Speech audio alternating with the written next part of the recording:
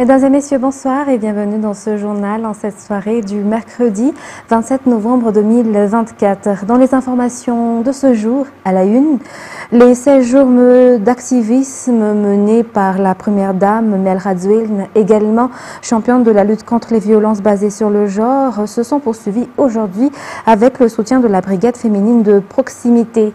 À cette occasion, 30 femmes victimes de violences soutenues par l'ONG Mille Espoirs d'Anousbé ont reçu des lampes solaires lors d'une cérémonie organisée au bureau de la BFP à Tsarlalane en présence de la première dame Mel Radzouiln. Reportage signé Mervoulas Feren et Andoura Zanjaibé. Selon les statistiques, une femme sur 3 à Madagascar est victime ou a déjà été victime de violences au cours de sa vie. Ces femmes, souvent issues des quartiers défavorisés comme Anousibé, subissent principalement des violences économiques et psychologiques. Au niveau de la brigade féminine de proximité, un département de la police nationale, on constate une augmentation du nombre de femmes victimes de violences venant déposer plainte ou faire des réclamations. La lutte contre les violences basées sur le genre fait partie intégrante de la politique générale de l'État et des résultats commencent à se faire sentir selon le contrôleur général de police, Irlal Rakoutouarman, ministre de la Sécurité publique. La première dame, Mel Radzouiln, a rappelé aujourd'hui que la brigade féminine de proximité a été l'un des premiers partenaires à l'accompagner dès le début de son engagement dans la lutte contre les VBG. Cette collaboration qui perdure à travers l'association FITI et la BFP vise à atteindre des objectifs communs, à savoir prévenir les violences, soutenir les victimes et protéger les personnes vulnérables. Aujourd'hui, en signe de soutien et de solidarité, 30 femmes soutenues par l'ONG Mille Espoirs Anousibé, ayant retrouvé courage après avoir subi des violences, ont reçu des lampes solaires offertes par la BFP et par la première dame. Cette action s'inscrit dans le cadre des 16 jours d'activisme contre les violences, une campagne qui se poursuit activement. Et toujours dans le cadre de ces 16 jours d'activisme, la caravane médicale pour une santé de proximité a été dans le 5e arrondissement de la capitale aujourd'hui durant cette deuxième journée. Une action menée par l'association FITI dirigée par la première dame Mel Radzouiln en collaboration avec le ministère de la Santé publique et l'OMS. Parallèlement, la sensibilisation concernant la lutte contre les violences basées sur le genre se poursuit selon toujours les informations reportées par Oubra Samman et Anzara Zonarvelf dans ce reportage. Nombreux ceux qui sont venus profiter des services de santé offerts par la caravane médicale aujourd'hui durant la deuxième journée sur le terrain de football d'Abouimrar dans le 5e arrondissement. Des consignes ont déjà été données à chaque bénéficiaire pour pouvoir accélérer son accueil en fonction des services de santé dont il a besoin. À titre d'exemple, ces mères de famille qui viennent faire de l'échographie pour la première fois durant leur grossesse. Selon leurs témoignages, le coût élevé de l'échographie est la raison pour laquelle elles sont venues car c'est entièrement gratuit. Par ailleurs, il existe également de nombreux services de santé dont les habitants peuvent profiter lors de cet événement, tels que le diagnostic de la malnutrition chez les enfants, les vaccinations, le dépistage du VIH, le planning familial et autres. En outre, il existe également les conseils et les différents services de santé pour les adultes. À noter que la consultation, la distribution de médicaments et les interventions effectuées durant cette caravane médicale sont entièrement gratuites. Parallèlement à cette action, la sensibilisation sur la lutte contre les violences basées sur le genre se poursuit dans le cadre des 16 jours d'activisme. Demain, pour la 3e journée, ce sera le tour du district Avaradjan.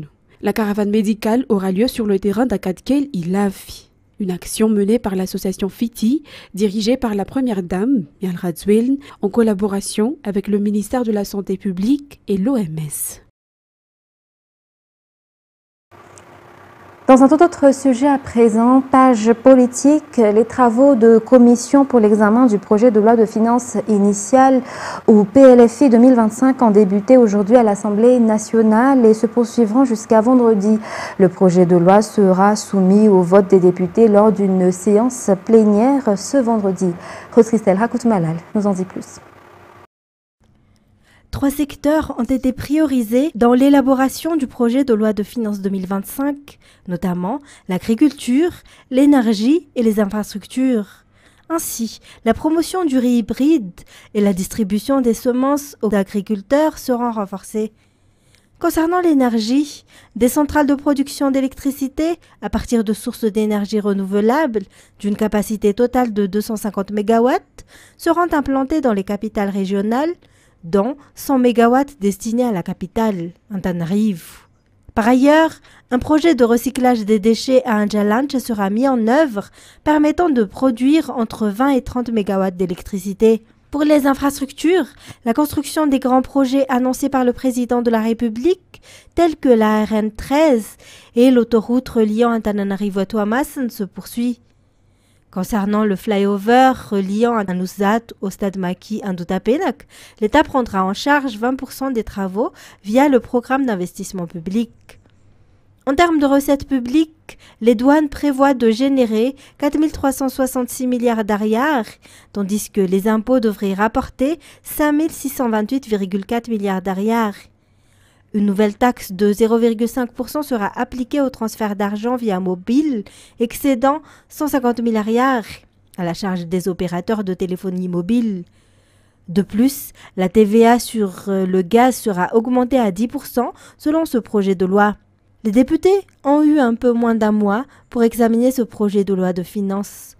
Les travaux de commission ont débuté aujourd'hui et se termineront demain. Il sera soumis au vote des députés ce vendredi lors d'une séance plénière. Et l'association des Malgaches vivant aux Comores a lancé un appel au chef d'État des Comores et au président de la République malgache pour résoudre le différend entre les deux pays à travers une déclaration qu'ils ont tenue aujourd'hui. Selon eux, les petits problèmes qui ont surgi devraient être résolus par le dialogue et le rapprochement, surtout à la lumière des relations historiques de longue date entre les deux pays, mais aussi des relations fraternelles et diplomatiques qui ont été fructueuses entre les deux pays auparavant. Dans les informations de ce jour également, la 12e Assemblée générale du RIAFCO, ou Réseau des institutions africaines de financement des collectivités territoriales, se tient à Madagascar pendant 2 jours, aujourd'hui et demain à Ivanj. C'est une occasion pour Madagascar de trouver des financements pour les collectivités territoriales face au changement climatique, mais aussi pour approfondir les stratégies de réalisation des grands objectifs mondiaux, selon les explications dans ce reportage sur les images de Zara Jiansou. En général, le développement des collectivités territoriales se base sur les infrastructures de proximité. Mais souvent, cette vision du développement n'est pas atteinte étant donné les nombreux défis prioritaires auxquels le gouvernement est confronté. Ainsi, l'un des facteurs auxquels il faut faire face est le changement climatique, qui est un élément à considérer en matière de construction d'infrastructures et de développement en général. À cet effet, le ministère de la Décentralisation et de l'Aménagement du territoire doit mobiliser différents partenaires pour que Madagascar ait la stratégie et l'accompagnement pour qu'il y ait un développement des collectivités locales en adéquation avec les changements climatiques. On interagit puisque Madagascar fait partie de l'IAFCO.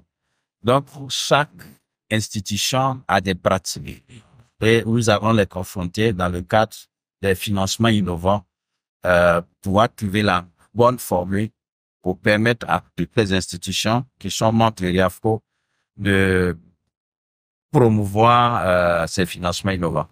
Voilà. Donc, ici, il s'agit d'une assise pour Madagascar a bien voulu recevoir l'IAFCO pour pouvoir réfléchir à ces mécanismes.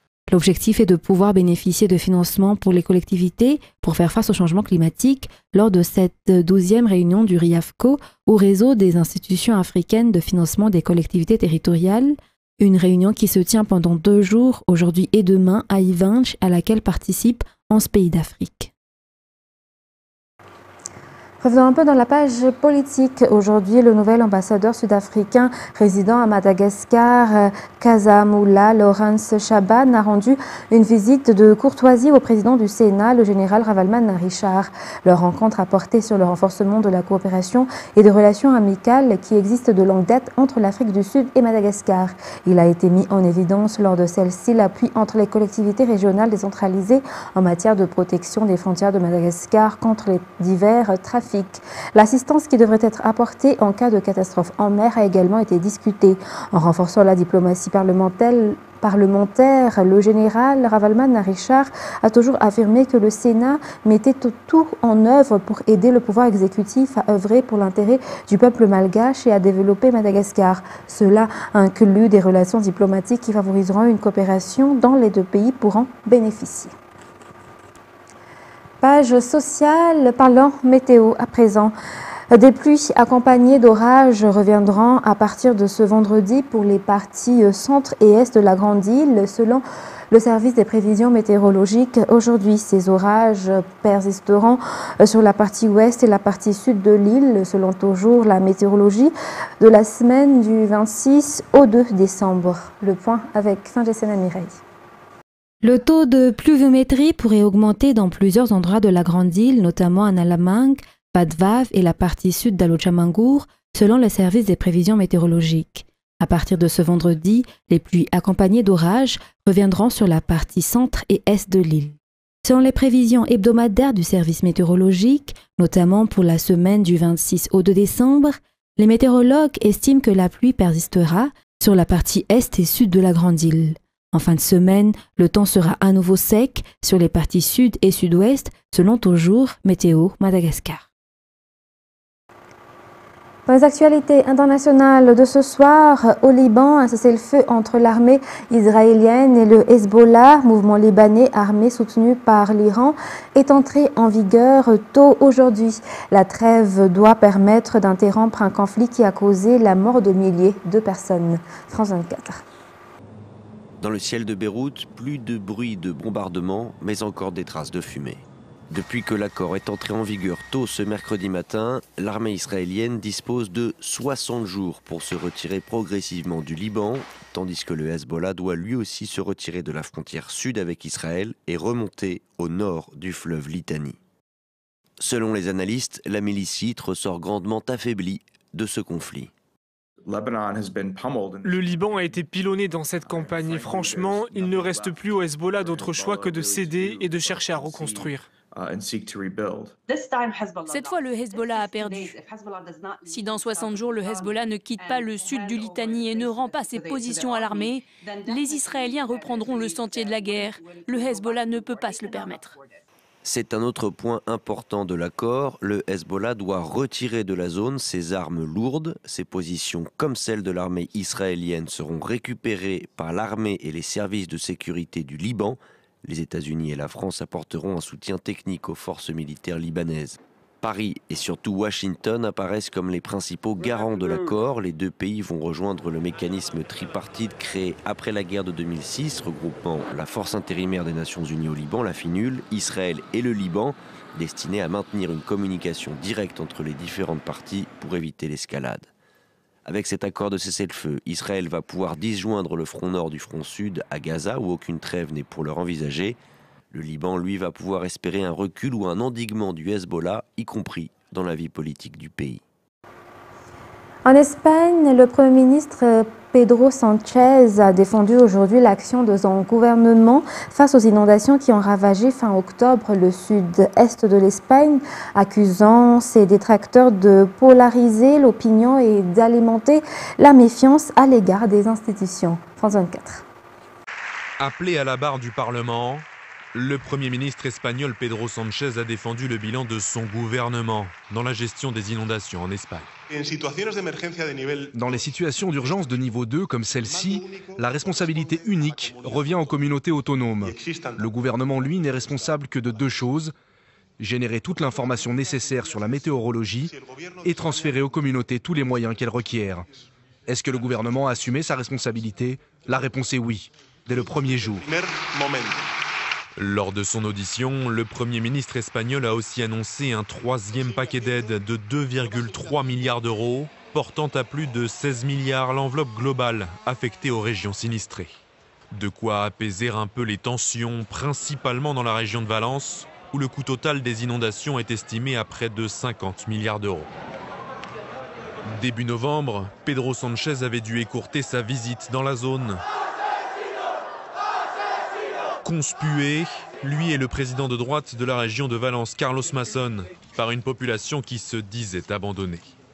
Connu pour ses liens avec le parti d'extrême droite Vox, climato-sceptique, c'est sur lui que Pedro Sánchez a renvoyé la responsabilité aujourd'hui, sans le nommer. Il y a quelque chose d'encore plus dangereux que le changement climatique. Ce sont les gouvernements négationnistes qui, par action ou omission, nient les effets dévastateurs du réchauffement climatique. Selon un dernier bilan, 229 personnes ont perdu la vie à cause des pluies torrentielles qui se sont abattues sur le sud-est de l'Espagne fin octobre. Et place Au Brésil, Jair Bolsonaro a participé activement à un projet de coup d'État pour se maintenir au pouvoir en 2022 et avait pleinement conscience d'un plan d'assassinat de son successeur Lula, selon un rapport de police accablant pour l'ex-président d'extrême droite. Le point toujours avec France 24. L'étau se resserre autour de Jair Bolsonaro. Quelques jours à peine après la demande d'inculpation à l'encontre de l'ancien président, les preuves s'accumulent contre lui. Son implication dans la tentative avortée de coup d'État contre Lula à la suite de sa défaite à l'élection présidentielle de 2022 est largement étayée dans un long rapport de plus de 800 pages. Les éléments de preuve obtenus tout au long des investigations ont montré sans équivoque que Jair Bolsonaro a planifié et a pris part de façon directe et effective aux actes d'une organisation criminelle qui avait pour objectif un coup d'État et qui n'a pas eu lieu en raison de circonstances allant contre sa volonté. Selon les enquêteurs, ce plan de coup d'État aurait échoué en raison du manque de soutien de la part de l'armée. Mais le 8 janvier 2023, des milliers de sympathisants bolsonaristes avaient saccagé les lieux de pouvoir à Brasilia. L'enquête affirme aussi que l'ancien dirigeant d'extrême droite avait pleinement conscience d'une tentative d'assassinat contre Lula. Jair Bolsonaro, lui, ne cesse de clamer son innocence. Personne ne va faire un coup d'État avec un général à la retraite et une demi-douzaine d'officiers. Ce qu'ils disent est absurde. Il n'a jamais été question d'un coup d'État de ma part. Le rapport d'enquête évoque aussi un projet de décret visant à provoquer de nouvelles élections et faire arrêter le juge Moraes, ennemi juré de Bolsonaro, mais surtout la tenue d'une réunion où il aurait été question de disséminer de fausses informations pour discréditer le système d'urnes électroniques utilisé lors des élections brésiliennes. Malgré l'inéligibilité prononcée à son encontre jusqu'en 2030, Jair Bolsonaro compte toujours se présenter à l'élection présidentielle de 2026, malgré ses charges qui pèsent de plus en plus lourd sur son avenir politique. Mesdames et messieurs, c'est la fin de ce journal. Nous vous remercions de votre fidélité. Très bonne suite de programme et très bonne soirée sur Viva. Je vous donne rendez-vous demain. Au revoir.